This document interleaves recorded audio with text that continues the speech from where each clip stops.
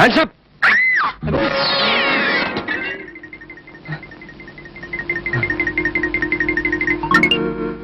బుజ్జి నువ్వా?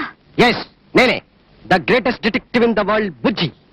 నేను రాయబోయే నవల డేంజర్ లో డార్లింగ్ లో లాగా నిన్ను భయపెట్టబోయి నేను భయపడ్డానేమిటి?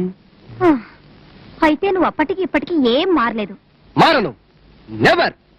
ఈ దేశంలో నేరస్తులు నాశనం అయ్యేంత వరకు, ద్రోహులు పతనం అయ్యేంత వరకు, దుర్మార్గులు అణగారే వరకు, మా నాన్న ఆస్తి నాకున్నంత వరకు నేను ఈ నవల్స్ రాయటం మానను, నా డిటెక్షన్ మానను.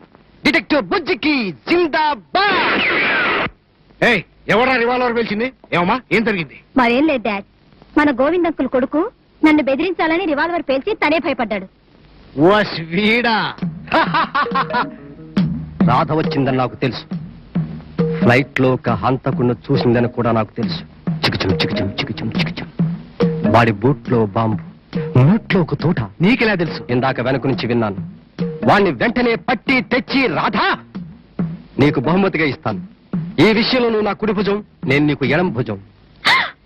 థ్యాంక్ యూ బుజ్జి, నువ్వు నాకు హెల్ప్ చేసావంటే తప్పకుండా పట్టుకుంటాను. ఓకే? పళ్ళు రాలిపోతాయి. డాడీ ఊరుకా. పిచ్చి పిచ్చి వేషాలు వేసావంటే మీ నాన్నకు ఫోన్ చేస్తా. My dear poor little lazy uncle, మీరు మా నాన్నతో మాట్లాడాలంటే ఇక్కడి నుంచి ఫోన్ చేయాలా? నేను ఇక్కడ ఒక కరు పరిస్తే అక్కడ మా నాన్న పలుకుతాడు. డాడీ